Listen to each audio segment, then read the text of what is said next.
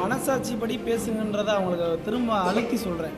மறுபடியும் என்னை கொண்டு வரணும்னு நினைக்காதீங்க. உங்களுக்கு மனசாட்சி உனக்கு நடந்திருந்தாலும் நான் இதை பண்ணியிருப்பேன், அதில் நான் ஸ்ட்ராங்காக இருக்கேன். இப்போ உங்களை எப்படி அதில் கொண்டு வந்தாங்க? எந்த லிங்கில் உங்களை அவங்க கொண்டு வந்தாங்க? அது வந்து அவங்களுக்கு தெரியணுன்றக்காக தான் நான் அந்த பேட்டி சொல்கிறேன். அவனுக்கு மனசு உறுத்தணும், அவனுக்கு இது தேக்கணும், இதோட வாயை மூடணுன்றக்காக நான் சொல்கிறேன். அவங்க யாருன்னு எனக்கும் தெரியும், இங்கேருந்து ஒரு சில ரிப்போர்ட்டருக்கும் தெரியும். அவங்க அதே சொன்னாங்கன்னு என்கிட்ட சொல்லிட்டாங்க.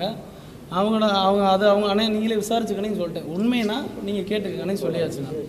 பர்டிகுலராக அந்த காவலர் ராஜா ஒரு சம்மந்தப்பட்ட ஆளுங்க உங்களை மிரட்டுறாங்கிறது அதுக்கு ஏதாவது காரணம்? ஆமாம், அதுவும் உண்மை தான்.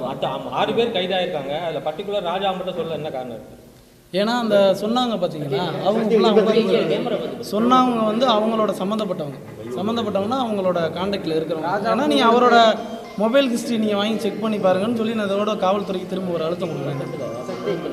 நீதிமன்றத்தில் கண்டிப்பாக அதை நான் சொல்லுவேன். அவரோட ஃபுட்டேஜை, அவரோட கால் ஹிஸ்ட்ரியை, ராஜான்ற ஒரு கால் ஹிஸ்ட்ரியை, யாருக்கு பேசினார் குற்ற பின்னணி உள்ளவங்களோட கால் ஹிஸ்ட்ரியை வாங்கி செக் பண்ணுங்கள். என்னை பற்றி யார்கிட்ட சொன்னார்ன்றது விவரம் அதிலே தெரிய வரும். நான் அது யார்கிட்ட சொன்னார்னு நான் சொல்ல விரும்பலை, அதை நீங்கள் கேட்டு தெரிஞ்சு. யார்கிட்ட சொன்னான்னு சொல்ல விரும்பலை, என்ன சொன்னாங்கன்னு சொல்லுங்கள்.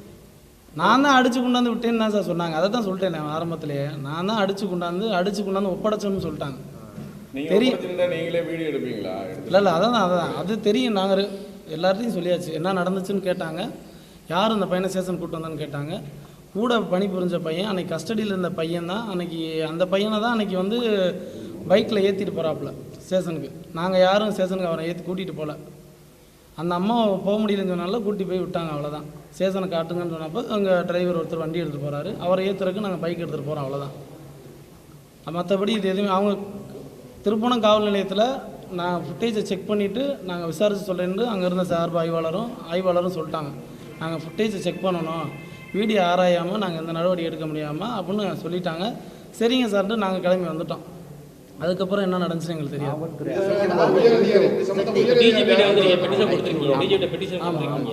பெட்டிஷனை கொடுத்ததுக்கு அப்புறம் உங்ககிட்ட காவல்துறை தரப்புல இருந்து ஏதாவது பேசப்பட்டது? யாரும் கால் பண்ணல, யாரும் கால் பண்ணல, கேட்கல.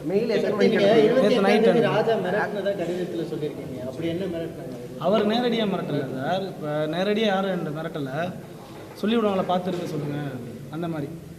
எங்கள் ஃபேமிலி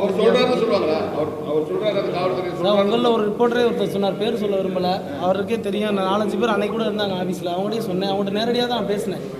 என்னை யார் சார் சொன்னாங்கன்னே நான் சொல்கிறேன் சார் அப்படின்னு சொல்லி என்கிட்ட சொன்னாங்க. நான் சொல்லிட்டேன் அவர்கிட்ட.